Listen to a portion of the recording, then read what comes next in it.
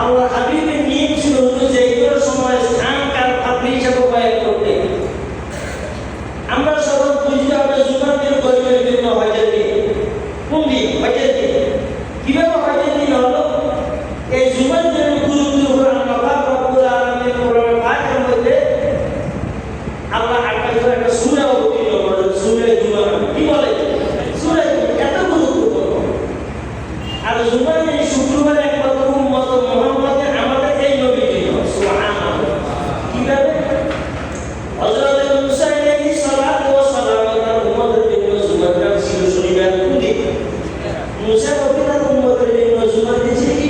শনিবার। কারেক্ট হবে। আমরা সেটা পড়াই তো। হযরত ঈসা আলাইহিস সালাম তার উম্মতের জন্য জুমার দিন ছিল রবিবার। কোন দিন? রবিবার। হযরত ইব্রাহিম আলাইহিস সালাম তার উম্মতের জন্য জুমার দিন ছিল সোমবার। কোন দিন? সোমবার। হযরত জাকারিয়া আলাইহিস সালাম তার উম্মতের জন্য জুমার দিন ছিল মঙ্গলবার। কোন দিন? হযরত ইয়াহইয়া আলাইহিস সালাম তার উম্মতের জন্য জুমার দিন ছিল বুধবার। বুঝাইছিল জিনিসটা। আমাদের আদি পিতা আদম আলাইহিস সালামের জন্য জুমার দিন ছিল বৃহস্পতিবার।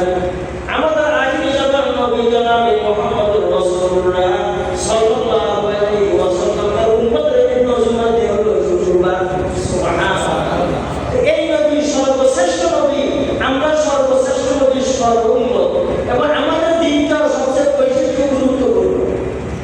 এমনকি এই দিনে কত মর্যাদা হয়, 60 দিনে 2 ঘন্টা লাগে। আল্লাহ পাক তাওফিক দান করে যতটুকু পারা যায় সীমিত সময় আলোচনা আমাদেরকে আমল করার তাওফিক দান করে। কি বলে? এত গুরুত্বপূর্ণ জুমার দিন। হাদিস শরীফের মধ্যে আছে আল্লাহর নবী বলেন যে কোন ইমানদার নারী এবং পুরুষ জুমার দিন শুক্রবার দিনে অথবা মারা যাবে তার কিয়ামত পর্যন্ত কোনো কবর আযাব হবে না। সুবহানাল্লাহ। রাসূলুল্লাহ আমার কথা না। قال رسول الله صلى الله عليه وسلم ما من مسلم يموت يوم الجمعة أو ليلة الجمعة إلا وقاه الله جنة عذاب القبر। আমার উম্মতে যে কোনো ইমানদার মুসলমান জুমার দিন দিনের বেলা অথবা রাতের বেলা মারা যাবে কিয়ামত পর্যন্ত তার কোনো কবর আযাব হবে না। সুবহানাল্লাহ। আল্লামা জালালউদ্দিন সুয়ুতী রাহমাতুল্লাহ আলাইহি তার কিতাব নূরুস সুদূর ফি শারহিল কুবুরের মধ্যে লিখেছেন জুমার দিন যে কোনো উম্মত মুহাম্মদের যে কোনো ইমানদার জুমার দিন মারা যাবে তাকে কবরে কোনো কষ্ট করা হবে না। সুবহানাল্লাহ। যে কোনো ইমানদার জুমার দিন দিনের বেলা অথবা রাতের বেলা মারা যাবে হুজুর বলেন যে সে দুনিয়া থেকে ঈমান নিয়ে এক কবরে গেল। সুবহানাল্লাহ।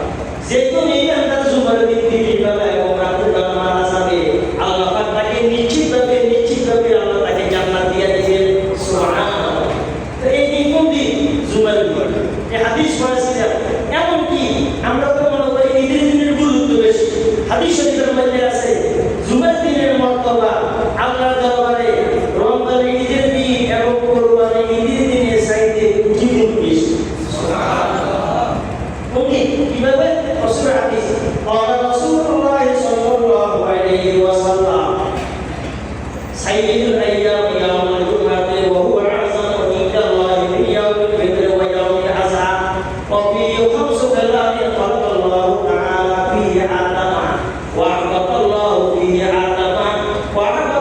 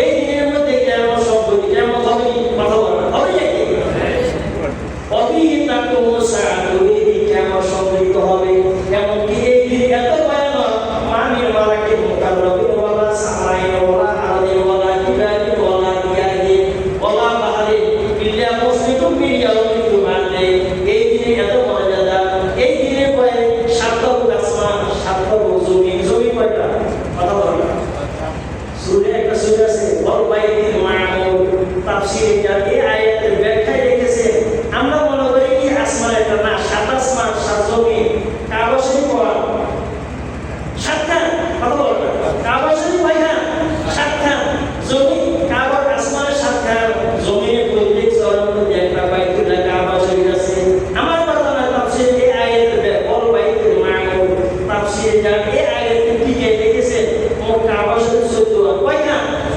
14 আমরা এই স্তরে আমরা বাইতুল্লাহ দিকে দিকে আবাদত করি তাই এরপরে জমি এক একটা স্তর থেকে দ্বিতীয় স্তর পর্যন্ত 500 বছরের দূরত্ব 500 বছর কতটুকু এই জমি থেকে আসমান যতটুকু দূরত্ব এই জমি এক স্তর থেকে দ্বিতীয় স্তর এতটুকু দূরত্ব সবাই এভাবে 27 স্তরের সাতখানা কাবা শরীফ সাত জমিনের সাতখানা কাবা শরীফ আছে সুবহানাল্লাহ তো বলছিলাম মামিন মালাইকে মুকাররমিন ওয়ালা সামাইন ওয়ালা আরদি জিবরাইল মিকাইল ইসরাফিল আজরাইল সাইয়্যিদ মুকাররম ফেরেশতা আল্লাহ পাকের কোটি কোটি ফেরেশতারা তারা জুমার দিনে বায়ুমুক্ত থাকেন ওয়ালা সামাইন ওয়ালা আরদি ওয়ালা জিবালি পৃথিবীতে মোট 6670টা প্রাণ আছে কয়টা 6670 কয়টা কেন দিতে কোথায় আছে সূরা হাশরের তাফসীর অবিজ্ঞানে লাওয়ান্না হা আলা জাবাল এই আয়াতের তাফসীরে লিখেছে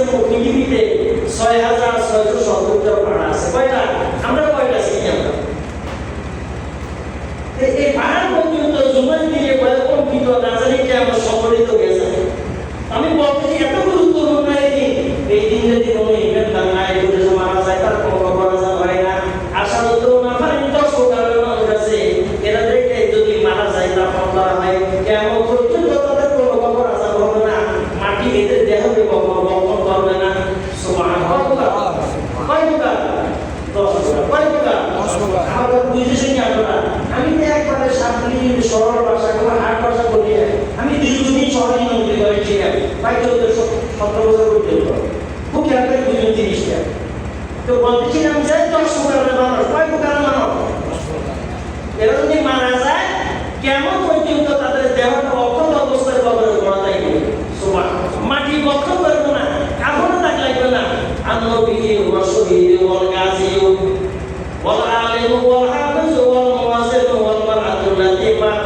ফি নাফসিহা ওয়া মান কুতিলা মাসলুমান ওয়া মান মাতা ইয়াওমাল জুমআ আও লাইলাতাল জুমআতে নবীগণ এদের দেহটা কেমন পর্যন্ত কবরে অক্ষত অবস্থায় করা থাকবে নবীগণ কবরে কি অবস্থা জীবিত অবস্থা আল্লামা জালালউদ্দিন সুয়ুতী ওনার কিতাব ইমবাহুল আসিয়া ফি হায়াতিল আম্বিয়া ওই কিতাব লিখেছেন আল্লাহ রাসূল বলেছেন আমি মেরাজের রাজনীতে যখন মিশর জমিনে যাওয়া আরম্ভ করেছিলাম আমি দেখতেছিলাম মুসা নবী তার কবরে দাঁড়িয়ে দাঁড়িয়ে নামাজ অবস্থা আছে আল আম্বিয়া ওয়া আহিয়া ফি কুবুরিহিম ইউসাল্লুন সমস্ত নবীগণ জীবিত তারা কবরে নামাজ পড়তেছে সুবহানাল্লাহ তো উনি যদি মারা যায় ফসে যায় নামাজ পড়া সম্ভব তাহলে আল আম্বিয়া ওয়া আহিয়া ফি কুবুরিহিম ইউসাল্লুন সমস্ত নবীগণ জীবিত তারা কবরে নামাজ অবস্থা আছে তারা নবীগণ কবরে মরিয়া ঠিক আছে আনবী ওয়া শহীদ দুই নম্বরে যারা শহীদ ইসলামের জন্য যে কারণ দিয়েছে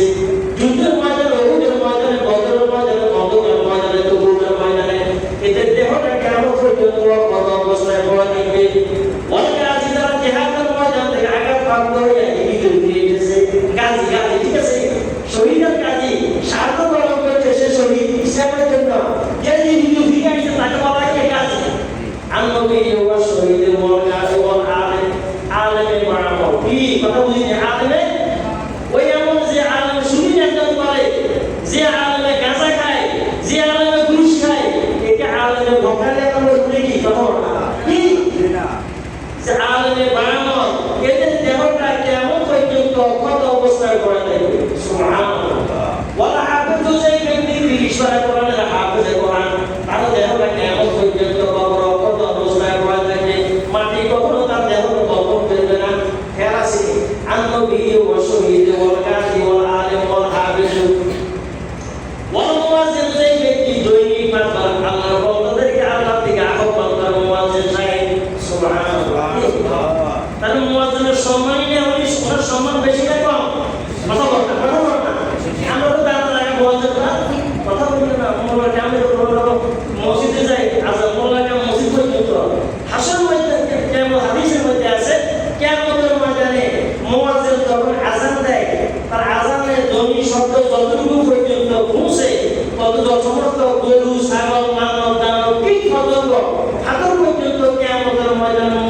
ইমানদার হওয়ার ব্যাপারে সাক্ষী দিবে। তো যদি এরা যদি আমরা যদি কথা 100 কথা বলি, 90 কথা নিতে বলি, কিভাবে ভাই? গাছপালা কি মিশা কথা বলে? কথা বলে তাহলে মুয়াজ্জিন জান্নাতি, মুয়াজ্জিন কি? বুখারী শরীফ হাদিস, ক্বালা রাসূলুল্লাহ সাল্লাল্লাহু আলাইহি ওয়াসাল্লাম লা ইয়াসতাউ মান তাসাউদি মুয়াজ্জিন ওয়া লা ইয়াসুর ওয়াল্লাহ শাআল্লাহ শাইয়্যিন ইলা শাইয়্যিনা ইয়াউমাল কিয়ামাহ। মুয়াজ্জিন যখন আযান দেয়, মুয়াজ্জিনের আযানের শব্দ যতটুকু এক মাইল যতটুকু পর্যন্ত পৌঁছে, কারণ এখানে আযানের আওয়াজ দুনিয়া থেকে শুনতে যায়, তাই না? ততটুকু যত গাছপালা তরুলতা কীট পতঙ্গ সমস্ত মাতৃকার কিয়ামতের ময়দানে মুয়াজ্জিন ইমানদার হওয়ার ব্যাপারে সাক্ষী দিবে। সুবহানাল্লাহ। আমরা মুয়াজ্জিনের দাঁড়া কথা বলি, টিটকারি করি, এটা তো বদমাশির লক্ষণ। এটা কি? তো বলতেছিলাম যে ওয়াল মুয়াজ্জিনু ওয়াল মারআতু লাতী মাতাত ফি নিফাসিহা, আমরা সবাই মায়ের পেট থেকে আইছি, কথা বল না, আইছি নাকি? আমরা মা বোন আসলে ডেলিভারিতে মারা যায়, জানি জানি যে মা বোন ডেলিভারিতে মারা যায়, কেমন পর্যন্ত তার দেহটা রক্ষণ অবস্থায় পড়ে থাকবে, মাটি কখনো বক্ষণ করবে না, অভাব কুড়ি নামাজ লোনা। যে ব্যক্তি আপনি কোটিপতি, লাখপতি, শিল্পপতি, আমি একজন রিক্সা চালাই, দিন মজুরি কোনো মাটি কাটি খাইতেছি, জায়গা জমির সমস্যা আছে, আমাদের একটা গাড়ি হয়েছে, আমি মজুর গরিব মানুষ, তো রিক্সা চালাই বাদ খাইতে আসছে, আমি বুঝবো কি? শিল্পপতি যে ব্যক্তিকে অন্যায়ভাবে জুমানি, যে ব্যক্তিকে অন্যায়ভাবে কোনো মুসলমান হত্যা করেছে, ওই ব্যক্তি এই মুসলমান মাজলুম সাব্যস্ত হয়েছে, কেমন পর্যন্ত তার দেহটা অক্ষত অবস্থায় কবর করা নাই। সুবহানাল্লাহ।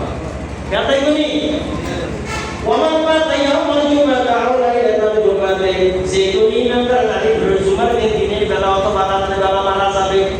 আমরা দেখেন না, রোজা রাখি যদি মাগরিবের পর ছাদ থেকে আগামী দিন হবে, কথা বলবো, ঠিক আছে? আরবি ভাষা হিসেবে আপনার আগে দিন আগে আসে, রাত্রে এবং দিন মিলিয়ে একদিন, কথা বলবো, 24 ঘন্টা হবে।